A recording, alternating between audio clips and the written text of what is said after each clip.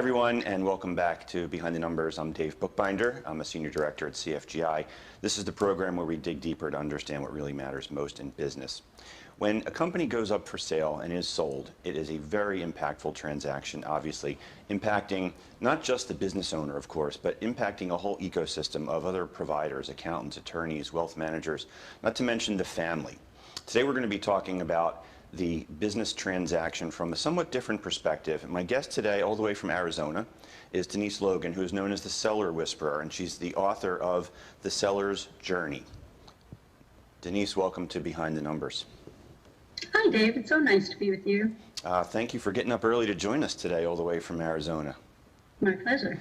So you have a fascinating background, lawyer, social worker, business owner. I don't want to steal your thunder. Why don't you tell the audience a little bit about who you are? So I'm known as the Seller Whisperer, and I came to this work early in my life. I was a mental health professional and then a lawyer. And I watched deals unravel for all the reasons that were not being said. And I realized we could do better. With less than 1/3 of deals that go to the market closing, that's a tragedy for our owners and for the advisors who work on those deals. So I set up a practice where I work one-on-one with business owners and their advisors to help them navigate the inevitable emotional obstacles that come up in letting go of their life's work. Emotional. So that's interesting because most times when we talk about transactions, business sales, it is more from a transactional perspective, which is why your perspective is so unique and fascinating, and I can't wait to dive into it. But in your intro, you mentioned that such a small number, I just jotted it down here, less than 1/3 of all transactions close. Why is that? Well, there are a number of reasons. One of the primary ones is that for our owner, this is a transition, not a transaction. It is the single largest transition that will happen in their professional life. And so for advisors, many of us know that in the process of selling a business, there are ups and downs. But for our clients, every time they hit an obstacle, it feels like the bottom has dropped out of their life. If you think about even selling a house, many of us will sell a house multiple times in the course of our adult life. But for our business, there's probably only one time that they will go through the process of a sale. I like to use the metaphor. Do you remember the children's game, Chutes and Ladders, Sure, that we played when we were kids? So if you think about it, we're trucking along the board and you get a good spin or a good roll of the dice and you move up the ladder and you think, woohoo, here we go, we're on our way. And then the next spin, you hit a chute and zoom, you come right back down. For our clients, that feels like everything has fallen apart. When we care for the emotional obstacles that those are causing for them, they're able to last longer. We hear often in a transaction, we'll hear advisors say that time kills all deals. And I think that's a fallacy. I actually think it's the unprocessed emotion that kills deals. Because every time that the bottom drops out for our clients, their ability to have the emotional stamina to make it all the way through is impacted. Yeah, can we unpack that just a little bit more, because it's interesting. And you know, I've been in investment banking, and some of my best friends are investment bankers, as we like to say. And yeah, speed is one of the things that is always talked about. Got to keep the momentum of the transaction moving, because if you hit a roadblock, that could stall the deal or kill the deal. Talk a little bit more about that. Why it isn't speed? So we're wired as emotional people, and let's unpack how emotion shows up for us. I'm going to use my hand as a metaphor. So your hand is like your brain. The thumb is the amygdala. It's the fear sensor in our brain, and it's always scanning the environment, looking for danger. And it's the oldest part of our brain, but it's also kind of the dumbest part of our brain, because while it's looking for danger, it can't always tell what's real danger and what's perceived danger. So imagine this. If when you were a child, you were attacked by a bear or chased by a bear, your amygdala would spot a big black dog when you're an adult and think it's a bear and signal you to run. That's happening all the time in our transactions. So someone at the deal table may make a face that your amygdala spots as the face your mother made before you were in trouble. It's going to signal your fear sensor in your brain. When we're more aware about how our own fear shows up and how we can tame ourselves, we don't trigger each other so much. So if you think about this process of just using the hand, if you wrap your thumb across your palm and bring your fingers over the front, what we're doing is creating a visual of our brain. This part that's wrapped over the front is the prefrontal cortex. It's the thinking part of our brain. When the amygdala is activated, we literally flip our lid. And you can see that happen in deals all the time, especially because uncertainty triggers fear. And think about how much uncertainty is happening in the course of a transaction. When that happens, as it inevitably will, when we're able to slow down the process and help bring the thinking brain back online, our clients are able to settle emotionally and physically, and then they're able to hear again. Now, you also work with the intermediaries. You're working with investment bankers and other advisors who are not trained as psychologists, although frankly we all make the comment that working in a client service business we have to be part-time psychologists. But what you're talking about is what I would characterize as somewhat nuanced. How do you enlighten those advisors to this as you're working with them so that they're more sensitive and they're cognizant of these kinds of things as they're going through the process? Yeah, what we want to do is always help normalize what's going on in the process. So by way of example, the very first time we poke at financials in a transaction, our seller is going to be filled with shame, even if there's nothing for them to be ashamed of, because they're getting caught in this dynamic in their mind where they realize, I've always been the person who knew all the answers. And what if someone spots something and I look dumb? The fear of looking dumb will also trigger the dynamic I just said. So one of the things I like to say that even though I've called it the seller whisperer, the truth is that I'm whispering to everyone in the transaction. Because when the seller gets scared, the banker gets scared. Oh, yeah. And so does the buyer, and so does the lawyer. And so where I start with almost any deal is we start looking at how everyone in the transaction shows up and how what you're doing might be triggering someone else. Sometimes I'll hear an advisor say, can you just make my client behave? I'm like, yeah, but first we might also help you behave. So, and it's not about behaving badly, it's about understanding the natural things that are going on so that we can be self-aware. The more self-aware we are and the more empathetic we are with our clients, the more deals close. So Denise, for those folks who are watching and listening and want to learn more about you, how they can get the book, maybe even how they can work with you or invite you to come speak, what's the best way for people to reach out to you? Oh, Dave, you can find me at DeniseLogan.com. And the book is The Seller's Journey. It's written as a business fable. It's the story of 1 year after he sells his business. He goes on a trip across Glacier National Park with his banker, his lawyer, his wealth manager, and the private equity buyer who bought his company. And yes, they all come back alive from the glacier. I wrote it as a business fable so that they fall into the story and see themselves in it. As they cross the glacier, they rate the physical obstacles that they're encountering to the emotional obstacles that they all faced in getting the deal across the finish line.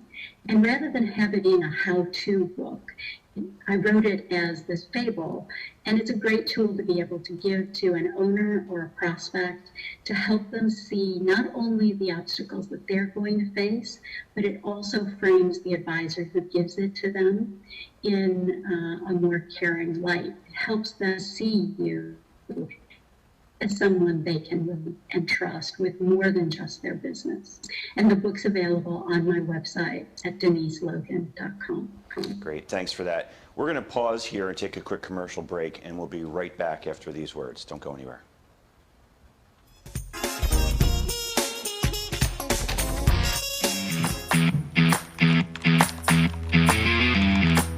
Number 7. Number 8. 9 regular. Oh, wait. 13 giant.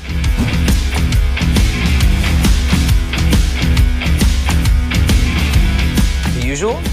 Of course. Number 1. Jersey Mike's, a sub above.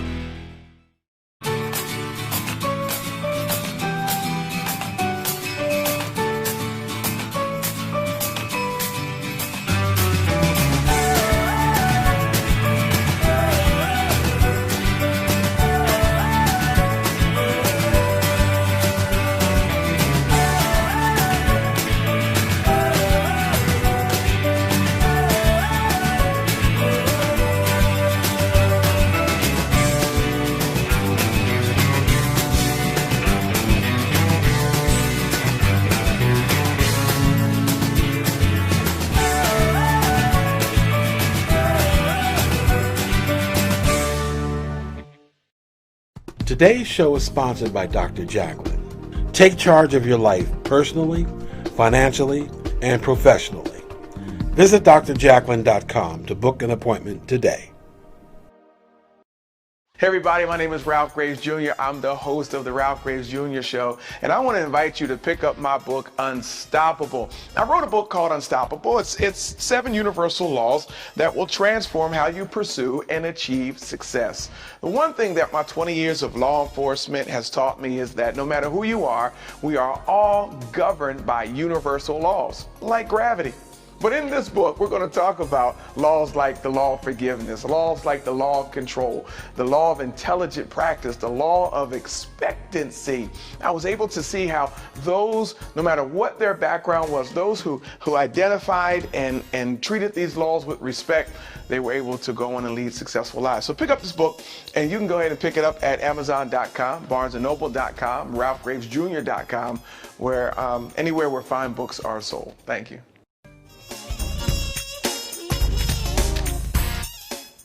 Hi everyone, welcome back to Behind the Numbers. I'm Dave Bookbinder, and today we're talking with the seller whisperer, Denise Logan. In that first segment, we covered a lot of good territory, and we ended on how people can learn more about the book, Denise. I wanted to ask you, what inspired you to write the book? I think I said earlier that so few deals close. And one of the things I watched advisors feel like this was a numbers game, that for them they had to always be running lots of deals simultaneously because they were concerned about how few closed. And I realized for our owners and for our advisors, when a deal doesn't close, it's far more than just a failed deal. For our owners, the bulk of business owners intend to fund their retirement with the proceeds from the sale of their business.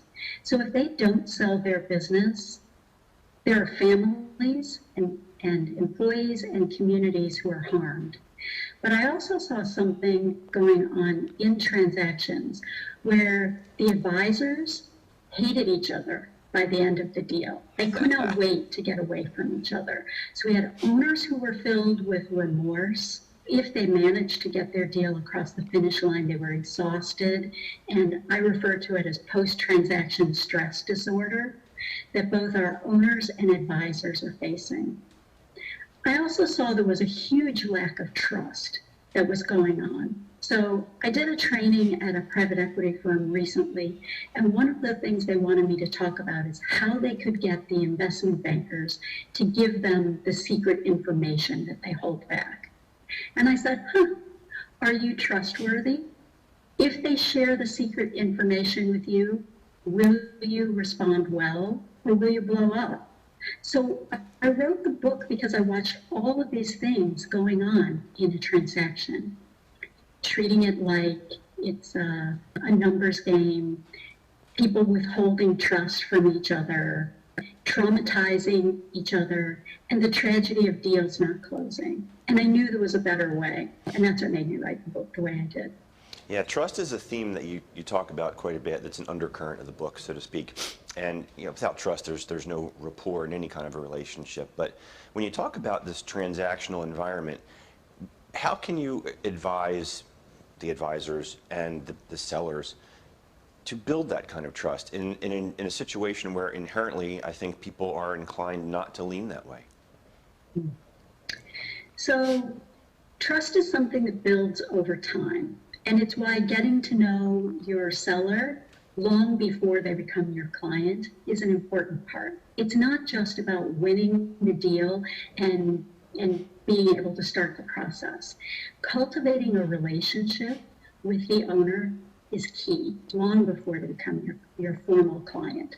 Same thing with our transactional partners.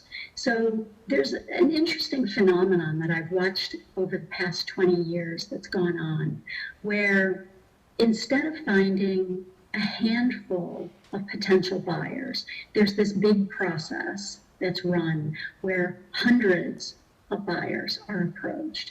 And that makes it come down, instead of it being, we think about the beauty contest, right? It's really about who is the right fit for the client. And that comes from a deepening of connection. We're seeing it right now we're recording this during the time of quarantine and the coronavirus. And I hear people say, well, there's no more networking to be done. Oh, that's nonsense. There's plenty of networking to be done, but networking for the purpose of building relationship. So what if instead of thinking we need to have 100 or 150 relationships that we're trying to manage, what if we deepened into 20 of those relationships? That's where trust comes, not just from treating each other as if we're a cog in each other's wheel, but really dropping down into knowing each other more deeply. Yeah. I want to talk to you about a concept called seller's remorse. And there's a lot of reasons why sellers may have remorse at the end of the deal. Some of it could be related to valuation. They didn't get the price they thought. Some of it could be ultimately maybe realizing that they didn't wind up with the right fit buyer for a number of reasons. Some of it could simply be that now they wake up and they wonder, what am I going to do now tomorrow that I don't have a job to go to? Because that's one of the big reasons that my investment banker friends tell me that clients are hesitant to put their business for sale because they don't know what's next. Why don't you talk a little bit about seller's remorse, if you would, and how can the collective ecosystem work to minimize that, if not eliminate it? Right. So seller's remorse, let's kind of break that down. If we think about work provides many things for us, and early on with a client, I will ask them, what does work provide for you? And I encourage anyone in the advisory sector to ask your clients that question. What does work provide? We get really hung up on the money piece of work and think that the only thing this owner wants is to sell the business and get their money out. So we can talk with them a ton about cash. But if you just think about it, Dave, work provides many things. So money, another is a place to go during the day to get away from your spouse, perhaps. It also provides friendship, camaraderie, power. We should be able to get somewhere between 10 and 12 distinct answers from our client about what work provides. And as you might imagine, any question I'm going to ask a client, I've already asked myself. And it's a question that I want an advisor to be able to answer for themselves too. So ask yourself, what does work provide for me? That will help you to have more empathy for your client around it. The reason it's important to know what work provides is because those needs don't go away on the other side of the sale. I'll give you an example of that. I was working on a transaction with a client on the West Coast. It was a software company, and the seller was in his mid-30s. He was going to net $16 million on the other side of the sale. And at one point he realized, who am I going to hang out with when I sell this business?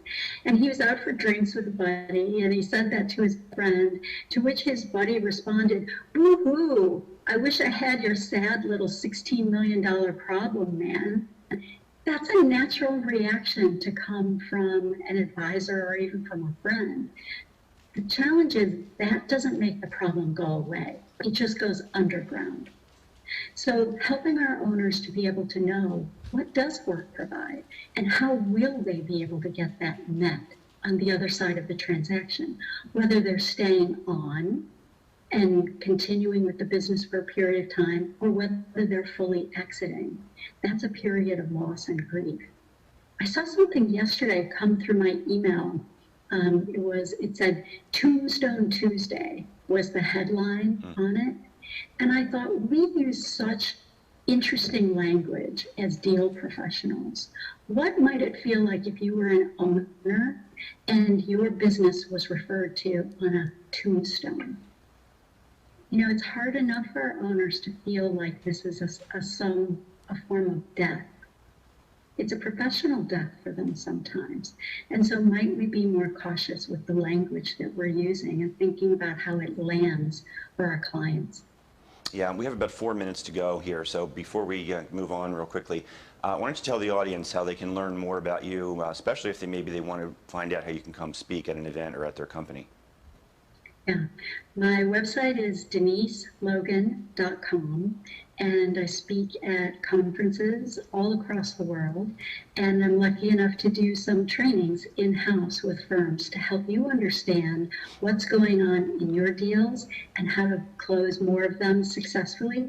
One of the things I love to do is to be able to come in, do a training, and then strip down a couple of failed deals so we can see what was going on and what you could have done a little differently. Because really, in the end, this is work that someone in every deal is doing already and either hates doing it or is doing inartfully. So if we're all going to pretend that we're part-time psychologists with our clients, let's just have a few more quivers, a few more arrows in our quiver to be able to do it better. Yeah, it makes sense, and that's good stuff. And in the roughly 3 minutes that we have, and I hate to constrain you, but you know, it is what it is time-wise here. Time goes very, very quickly. I wanted to talk to you about deal fatigue, and that can manifest in a number of ways. One of the things that I've seen in terms of deal fatigue that was a profound impact on a transaction was after about the 80th iteration of a purchase agreement, people started to glaze over the document, maybe didn't read it as closely, and in the final analysis, when push came to shove, the deal wasn't really papered the way everybody thought it was supposed to be, and it all slipped through. Talk about deal fatigue from your perspective in the 2.5 minutes we have here, and how we can collectively, again, as an ecosystem, minimize that or prevent that. Yeah, so that's a really great example that you gave, that we're papering the deal. One of the reasons we paper the deal, not to harp on fear, but it's the worry and the fear that shows up. And when we have greater trust in the transaction, we don't have to be so anxious about how to paper everything over. That's when we make better deals, when we know each other better. And of course, we need to document things. Remember, my history is I was a lawyer, so I'm not unaware of the need to have things in writing. But the reality is, no matter what's in the document, we're dealing with humans. And so deal fatigue comes when we're nagging and nitpicking on each other and trying to force instead of slowing down enough to say what's really going on.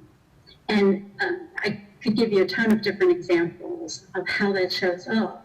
Well, deal fatigue comes not because of duration, but because we don't have trust in each other, and because we haven't taken the time to address the underlying issues that are going on below the surface. Yeah, good stuff. And you work with bankers, you work with private equity, you work with attorneys, so this is not just some woo-woo stuff that you're espousing here. This is practical, real-world advice that you implement day to day. I do. And sometimes I'll hear an advisor say to me, I don't have time for all of this. And my answer is, do you have time for deals that you work that don't close? There you go. That is the money shot, as they say. So I'm going to end it right there, and I thank you for that. Thank you for joining us today, all the way from Arizona. Appreciate you getting up early and joining us here on Behind the Numbers. Hopefully we'll have you back again when we can spend some more time chatting. And for My you, pleasure. for you watching and listening at home or wherever you are out in the world, thank you for joining us on Behind the Numbers. If you enjoyed what you heard or watched here today, please do hit the subscribe button so that you can stay in touch with all that we're doing. Till next time, take care, everybody.